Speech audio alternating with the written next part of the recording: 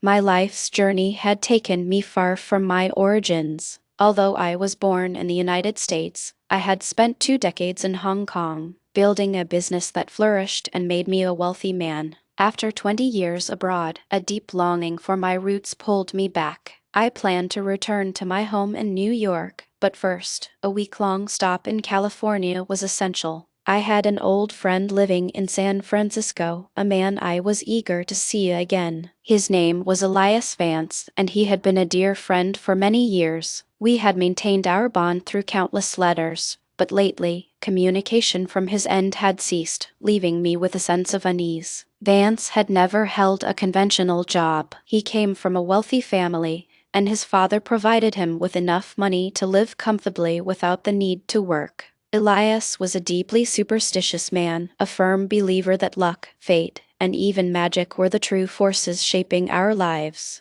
He dedicated most of his time to his books, but they were not ordinary novels. His library was filled with strange volumes on occult philosophy, what I privately referred to as books about magic. As soon as I settled into my hotel in San Francisco, I sent a message to Vance's residence. It read simply, "I am in San Francisco for 3 days. May I visit you?" To my surprise, his response came within the hour, delivered by a servant. "Come to my house at once, my dear friend," he wrote. "Come this very evening. You'll remember the house, I'm sure. It was my father's. I now reside in the tower at one end. There's no need to ring or knock. I will dismiss the servants for the night and leave the tower door unlocked. Come straight up the stairs. I will be waiting for you. Please hurry." That evening, I took a cab to Vance's home. The weather had turned stormy, a fierce wind howled, and a cold, persistent rain was falling. In my memory, California was all sunshine. I had forgotten the harsh,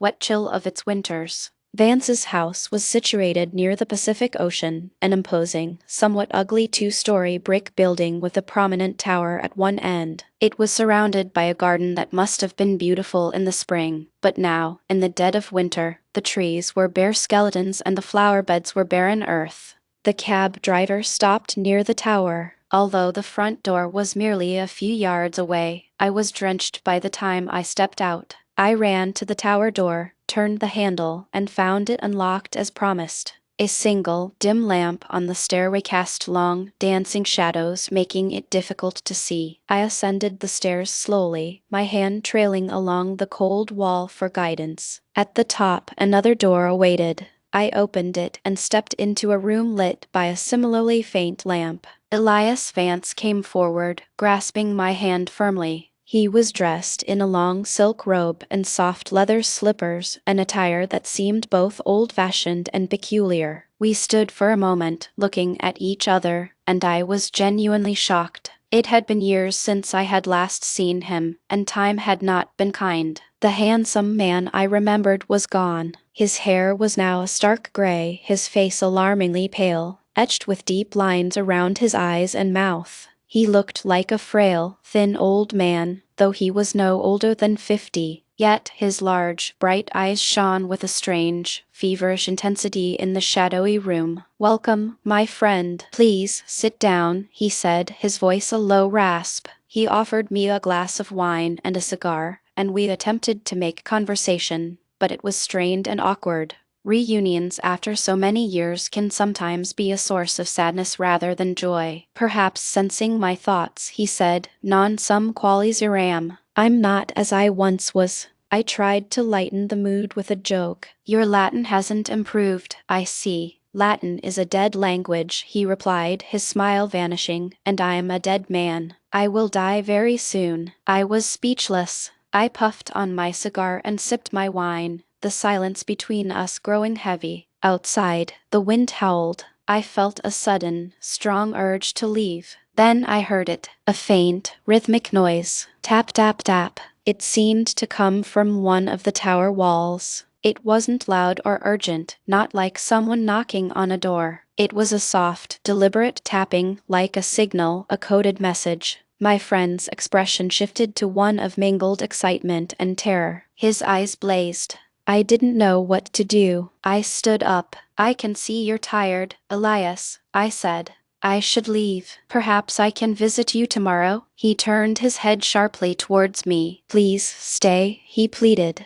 It's nothing. No one is there. He walked to a small window I hadn't noticed before and opened it. Look, he urged. I crossed the room and peered out into the rainy darkness. I saw nothing but the hazy glow of a distant street lamp and the sheets of rain. There was no one outside, no one near the tower wall. Please don't leave me, Vance said, his voice trembling. I have to tell you a story. You are the only person I can tell. Will you listen? I desperately wanted to return to the comfort of my hotel. The old house, my changed friend, and that unnerving sound filled me with a deep sense of unease. I consider myself a logical, sensible man, but in that tower room, I felt a primal fear. However, I couldn't bring myself to abandon my old friend in such a state. Very well, I said. I'll stay and listen. He poured me another glass of wine, offered another cigar, and began his story. I didn't move into this house until after my father passed away, Vance began. That was 10 years ago, when I was 40. Before that, I lived in a large, old apartment building on Rincon Hill. You might know the area. It was once a fashionable district, but now it's rather run down. The building was full of small, rented rooms with walls so thin you felt you could push your hand right through them. But I was content, he continued. The rent was cheap, my room was spacious, and I was left alone to study my books in peace. I lived a quiet, happy life there. One morning, in early June, as I was leaving the building, I saw a young woman. She was wearing a simple white dress and a straw hat adorned with brightly colored flowers and ribbons. Then I saw her face. It's difficult to describe its beauty. It was both strange and captivating. I had never seen a face so perfectly lovely. Without thinking, I tipped my hat and bowed. She met my gaze with her shining brown eyes. She didn't speak or smile, but I felt she was pleased by the gesture. She then entered the building and closed the door. I stood there, staring at the door, wondering if I would ever see her again. I know these sound like the thoughts of a young man in the throes of first love, Vance said, looking at me. And perhaps they were. These feelings were entirely new to me. I had spent my life with books, not people. You are my only real friend. But soon, none of this will matter. I don't feel foolish telling you this. The next day, he went on. I spent hours waiting by my window, watching the street, but she never appeared. I didn't even know her name, so I couldn't ask about her. That night, I couldn't sleep. The following morning, I was at my post by the window again. Suddenly, she emerged from the building. I rushed out, but by the time I reached the street, she was gone. I walked around the neighborhood hoping to catch a glimpse of her, and finally, I saw her on a narrow side street. We smiled at each other. She recognized me. I was sure of it. From then on, I would often time my outings with hers. She was always wearing that same straw hat. I never followed her, but I would walk the nearby streets, hoping for a chance encounter. Eventually, my curiosity got the better of me, and I asked the landlady about her. Who is the young woman with the pretty face in the straw hat? I asked. That's my niece, sir, the landlady replied. She's an orphan and works as a servant here. She cooks and cleans. She lives at the top of the building, in a room next to yours, but accessed by the other staircase. Oh, my friend, Vance said to me, his voice filled with pain. I wish I had never learned that. Her room was right next to mine, separated only by that thin wall. At night, I would rest my hand against the wall, thinking of her. Was her bed there? Was she sleeping just inches away from my hand? The thought of her consumed me, he confessed. I couldn't focus on my studies. My mind was filled with her. I had never considered marriage. A wife and children were things I had never wanted. My passion was knowledge, and I could certainly never marry a poor, uneducated servant girl. My father would have disowned me, cut off my allowance. So, I tried to push her from my mind. I stopped watching for her from the window. I immersed myself in my books. But one sweltering night, sleep would not come. My thoughts raced, always returning to her, the beautiful girl, just on the other side of the wall. In a moment of impulse, I tapped on the wall, very gently, 3 times. Tap, tap, tap. I waited, then tapped again. Tap, tap, tap. Then I felt foolish, like a schoolboy with his first crush. I got out of bed and tried to read. I was reading a particularly strange text by an author named Necromantis. You would call it a book of magic and superstition. In it, he described how certain strange and terrible things happen in a sequence of 3. When the sequence is complete, death follows. He called this the fatal triad, and I believe a fatal triad has now happened to me. Why? What happened? I asked, leaning forward. I was alone in my room, reading that book, Vance said, when I heard a sound, a soft tapping, coming from beyond the wall. It was the answer to my signal. Tap, tap, tap. I knew it was her, the servant girl, sending me a message. She wanted me to come to her. I rushed to the wall and tapped my own signal in reply. Tap, tap, tap.